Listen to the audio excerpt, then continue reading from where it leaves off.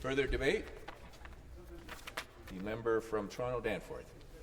Speaker, thanks. I appreciate the opportunity to talk to this bill. I want to quickly summarize my comments and then I will go into greater depth. There's a lot wrong with this bill. I'll start with one item, and that's the broken promise to the people of Lambton, Kent, Middlesex, who in a by-election last year were told that there would be an environmental assessment for a proposed landfill in Dresden. That was a critical part of the Conservatives winning that election. And that promise is buried in this bill today. That promise is broken, set aside, promise made, promise broken. That is not a really auspicious way to open up a piece of legislation.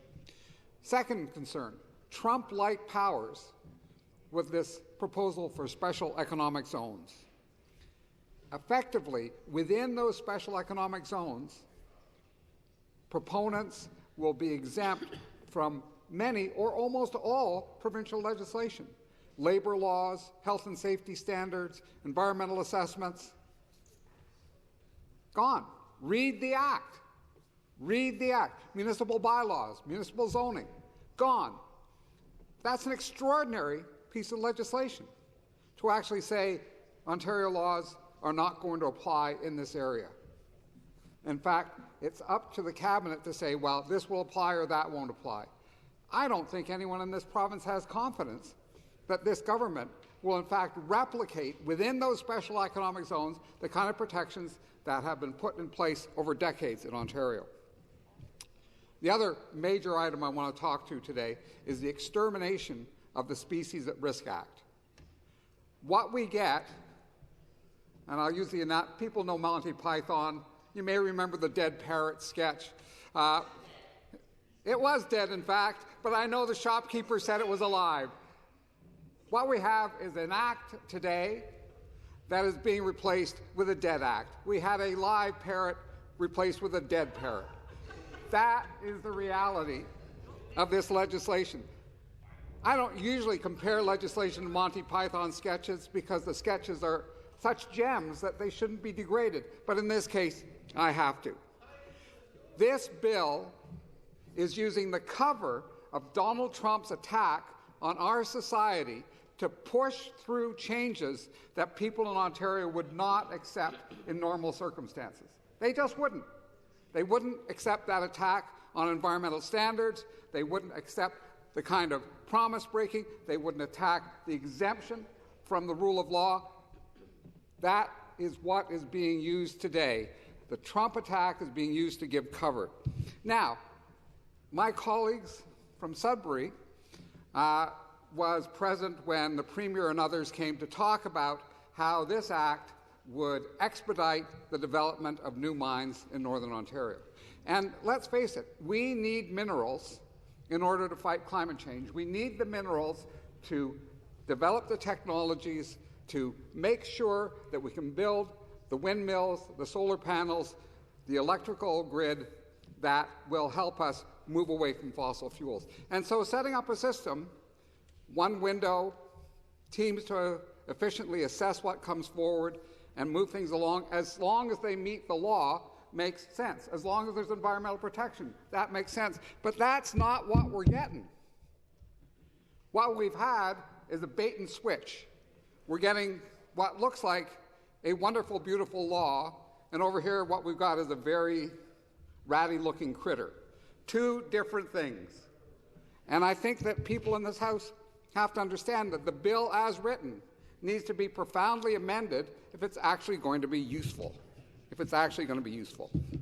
So, those are some of my opening comments. Let's look at the Dresden landfill. This bill exempts the controversial Dresden landfill project from the Environmental Assessment Act and repeals the regulation designating the project for full environmental assessment. I have to say I've been getting emails from people who live in that area telling me, hey, this is a really important agricultural area, and we think that at a minimum you should be doing an environmental assessment to ensure that what you're putting forward doesn't endanger a source of food for people in this province. And not just a source of food, let's face it, dealing with Trump's America, we have to be very sure that we can provide ourselves with the food we're going to need on a daily basis. Who knows what weird stuff's going to come out of that administration? So, do you want to protect the economic activity in southwestern Ontario? Do you want to protect our food supply? I think most people would say yes. Well, then you want to do an assessment of any project that might in any way, shape, or form threaten that. That has been thrown out. That's an extraordinary piece to put in here. How does that actually advance the fight against Trump's agenda? Seriously, how does that actually help us? How does it help anybody? I know the Premier has said, well, Trump might close the border to Canadian waste going to the United States. Okay, let's accept that as a potential risk. Two responses. The first response is, where is the accelerated focus on recycling and waste diversion, on reuse? Because if you're really concerned, we should be seeing that legislation coming forward. We should be hearing about how we can reduce the amount of waste we're generating so we don't have to worry about whether or not that border's open. The other thing is anyone done an inventory of the waste sites in Ontario to see how much room we have?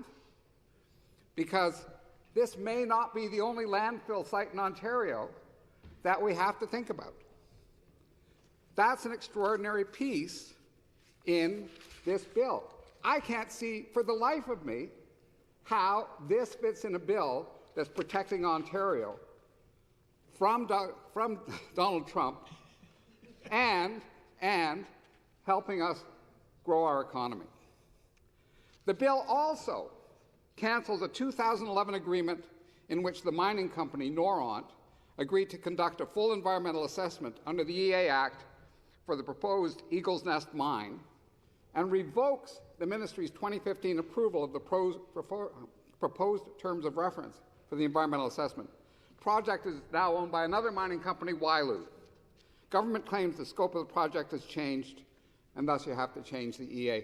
Well, I have to say, the company Wyloo bought this claim, bought this potential project, knowing there was an environmental assessment in place. They could have gone ahead a while ago making this environmental assessment go forward if they haven't already.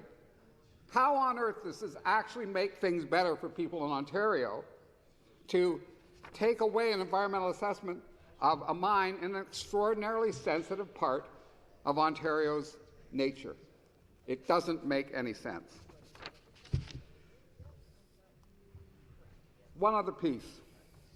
It's the Rebuilding Ontario Place Act. Now, the Rebuilding Ontario Place Act is not a gem. It is not a shining light in the sky to which we are all wandering.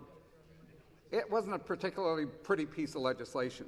But this piece of legislation we've got before us exempts proposals under the Act from the public notice and consultation requirements of the Environmental Bill of Rights. So, in fact, as much as the initial act was really bad, well, someone's decided that it just wasn't bad enough and it needs to be made worse. So this change in this bill would now exempt subsequent proposals for regulations or instruments under the Rebuilding Ontario Place Act. I know this may be a news flash to some, and maybe I don't understand everything involved, but I don't believe that Therme is building a manufacturing facility. Maybe hidden deep underground, there are a bunch of people working for minimum wage making something related to soap and spas, but I don't think so. I think the export of Austrian spa vibes to the United States is not endangered by Donald Trump. And critical minerals, definitely lacking in that location. Because if they were there, let me tell you, there'd be a mine in operation today. So can anyone on the other side of the house tell me how this is unleashing Ontario's economy? What export opportunity is going to be foregone if we don't pass this? My sense, Speaker, is that when the Premier was putting this bill together, or his minions, Thurmay said, hey, you've gotten a whole bunch of legislation? We want in. Yeah, give us some part of this action. Yeah, we want to be exempt from any regulation we can be exempt from. So, those are two, in the scheme of things, relatively small items, nasty items, indefensible items, but let's go to the more substantial things. The special economic zones and the wiping out of the Endangered Species Act, and its replacement with, as I said, a stuffed dead parrot. So I'll start with the special economic zones. I appreciate that some people understand the consequence of that exchange. So the Cabinet, Lieutenant Governor and Council, can designate an area by regulation a special economic zone. The Act creates a category of trusted proponents. I wonder if trusted proponents are particularly generous donors to a particular party in Ontario. I don't know. Maybe that's the case. Could be. We will see.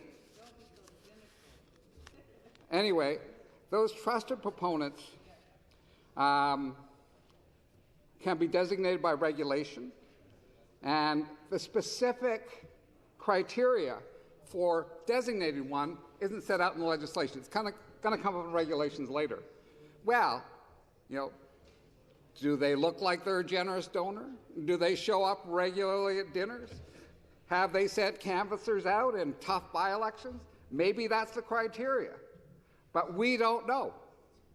And frankly, to have a category where a trusted proponent is put in charge of an area where there's large-scale exemption from the laws of Ontario, man, that should be watched and calculated and assessed publicly very, very closely. If the criteria are met, then the Cabinet, Lieutenant Governor and Council may make a regulation exempting a trusted proponent or a designated project from the application of any act within the special economic zone, subject to conditions and requirements specified in the regulation.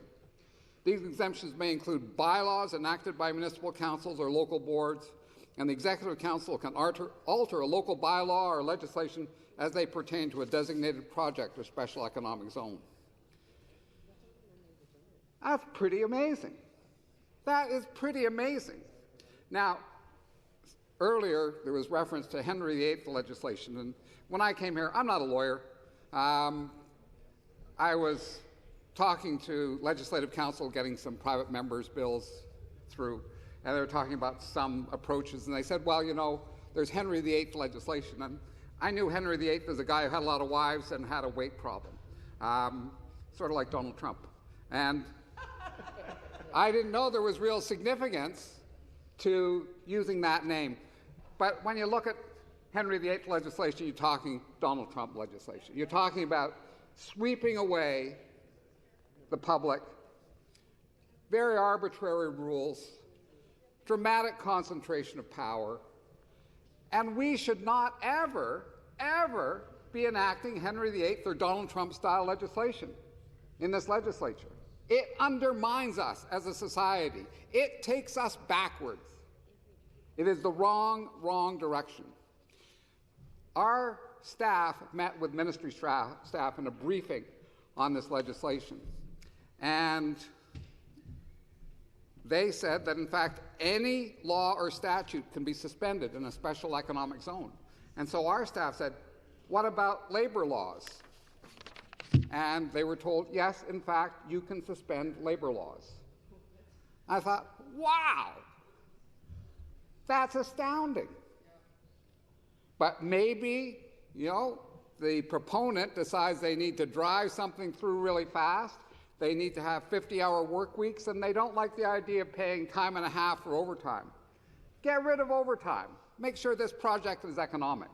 That is not a legitimate way to actually build Ontario's economy. That is a way to deliver something to a proponent you like, but it is not something that will actually allow us as a society to grow and prosper.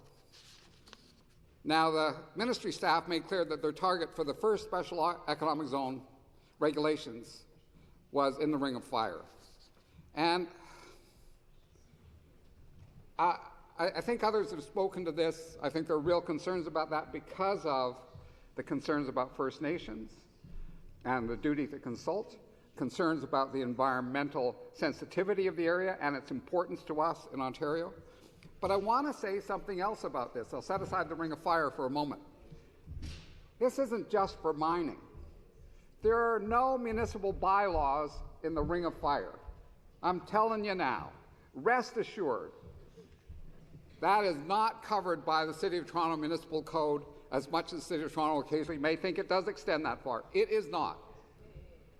What it does say to me with the exemption from municipal bylaws and zoning is that, yes, this may be the selling point right now, the minerals in the Ring of Fire, but the chances are extraordinarily high that this will be used in southern Ontario. It will be used for dealing with urban farmland boundaries, which is a very substantial issue. This is something that will be used in places like Ontario Place, or projects like Ontario Place. This is something that would be covering the highway tunnel under the 401, which is one of the loopiest projects I've come across. People who are stuck in traffic on the 401 deserve a transportation solution that gets them home at night. Building a tunnel under the 401 will take, let's say, a minimum of a decade, maybe 2 decades, cost tens or $100 billion, and will not solve their problem. But this law would allow a loopy so-called solution to go forward. That is not a good law. That is the definition of a bad law. John Michael McGrath, who writes columns for TV Ontario, described these special economic zones as a cheat code. And he says that this is an area where one can create special rules and processes for selected areas, selected projects, selected proponents, rather than change the rules and processes to work better everywhere for everyone. And when the government can arbitrarily create different sets of rules and processes for different people, it enables opportunities for corruption and preferential treatment, as we saw with the Ford government's abuse of ministers' zoning orders. Special economic zones will become scandal-making machines. The potential for abuse of power is so huge that if it isn't this government that creates a scandal with it, it will be another. It is a scandal-making machine. Do not get confused about what's before us. Can you trust the current Conservative government with a cheat code?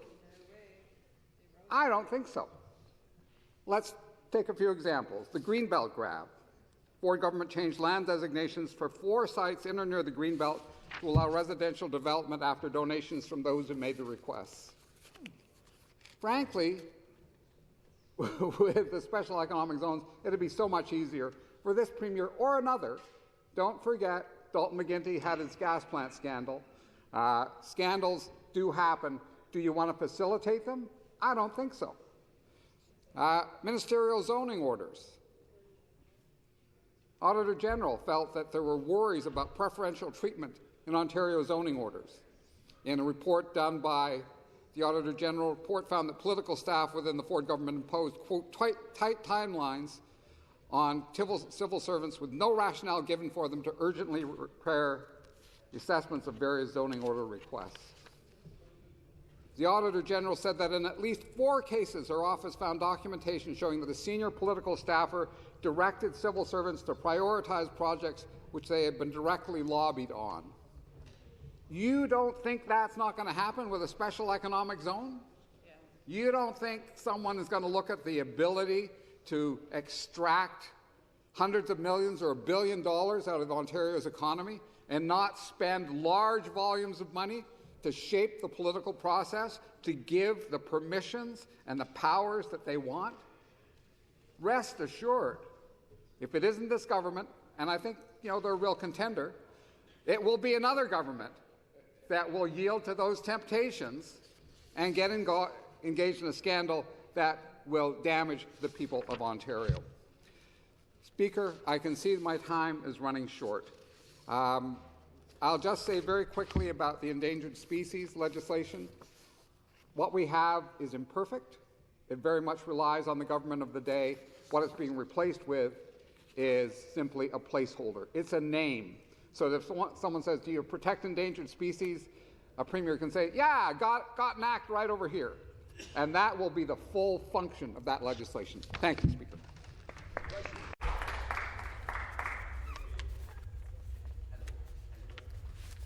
Member from Essex.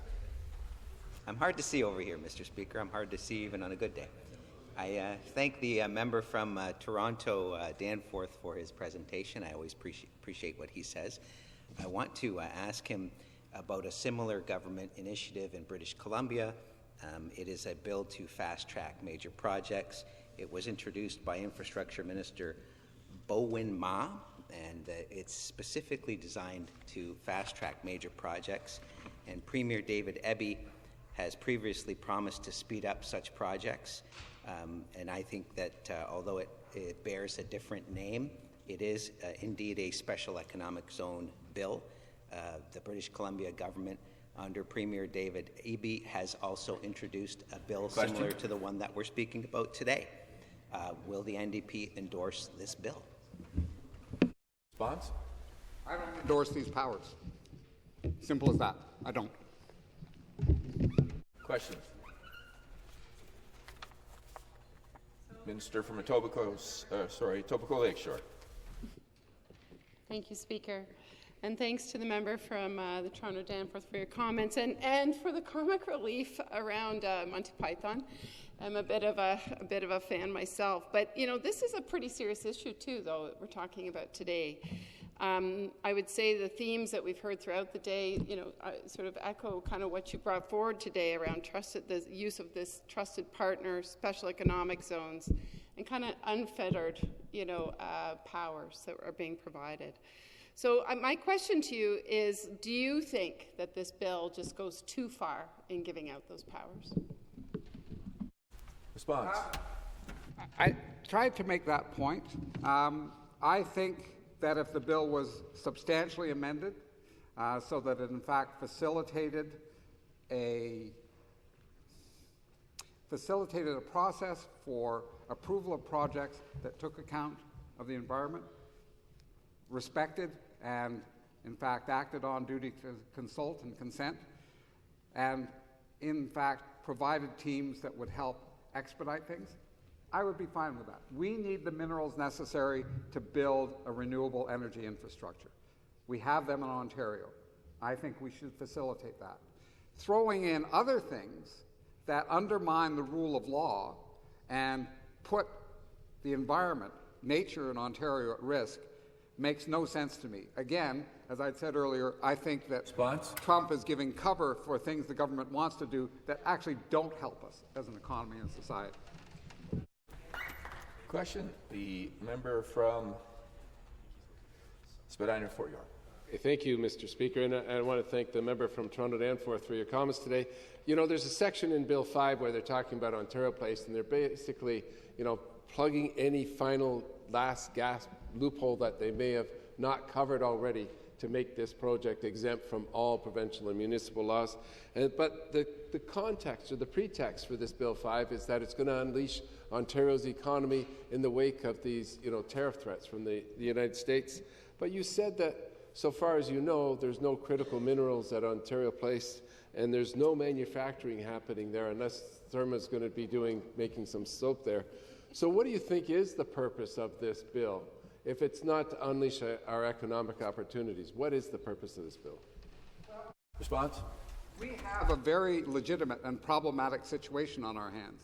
We've got a President of the United States who is acting to break Canada.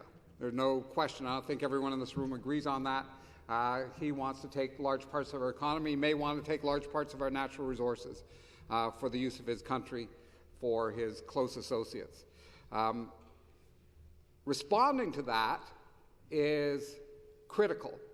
And where the government actually brings things forward that will respond to that makes sense to me. But when you use it as cover to do things that you can't defend otherwise, that's wrong. And this bill, in my opinion, is being used as cover to put through approaches that are not defensible. Questions? The member from Scarborough Agincourt. Thank you, Mr. Speaker. In 2012, the former NDP member for Kenora Rainy River said this in the House, quote, "The Endangered Species Act is deeply flawed piece of legislation. No matter which way you look at it, it fails to accomplish its goals of protecting endangered species and their habitat, and the public have lost faith in it, if they ever had faith in it to begin with." End of quote. She went on to say, quote, "The Endangered Species Act, as it currently stands, is hurting endangered species." End of quote. Speaker, those are the very strong words that the NDP member said at that time. What changed? Why are you standing up today to defend this flawed legislation? Thank you. Response? Well, and I appreciate the question. I have a lot of respect for the member. The endangered species legislation in Ontario has profound flaws, but you don't correct it by making the situation even worse. I mean, if someone comes to you and they have appendicitis and you decide to amputate their leg, you haven't dealt with the appendicitis. You've made the situation worse. That's what we got today. We got the legs on the table, but not the actual surgery necessary to give us legislation that makes sense. Question. The member from Toronto Centre. Thank you very much, Speaker.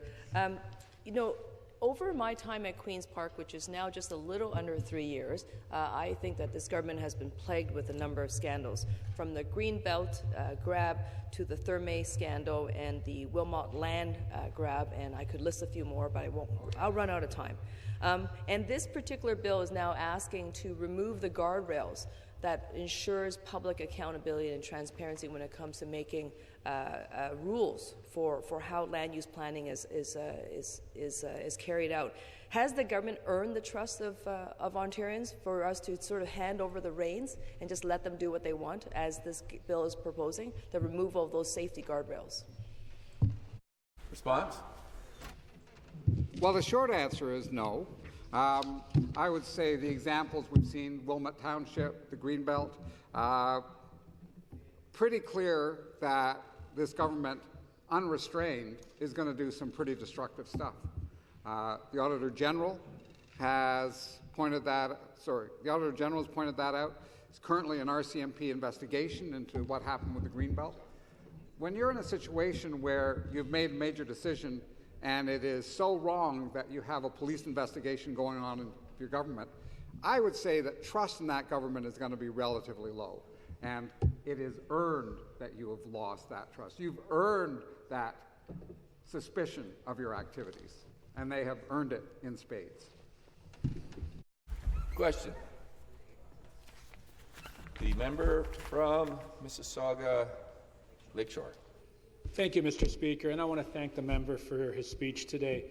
Today, the BC Infrastructure Minister, Bowen Ma, said that they want to fast-track mining in British Columbia. They're your relatives in British Columbia. Do you agree with what they're doing in British Columbia? Response? Thank you, Speaker.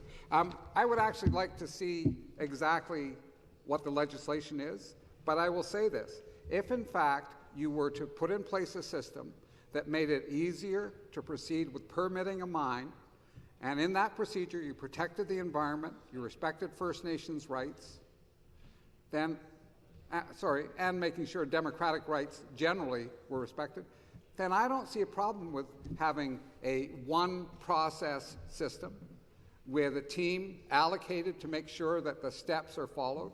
I've talked to a friend of mine who was talking to a civil servant about why a mining project was being slowed down. And the problem they found was that there was so much turnover in the government that they were constantly getting new people who are actually dealing with processing permits. Have a dedicated civil service that's experienced, that has continuity, and can actually process things quickly. That's probably more the problem that we have. I don't know what's happening in BC, but I know with this, you're not talking about simply expediting permitting for mining. You're talking about exempting projects and areas of Ontario from Ontario legislation. And that is extraordinarily risky and is a scandal machine in the making.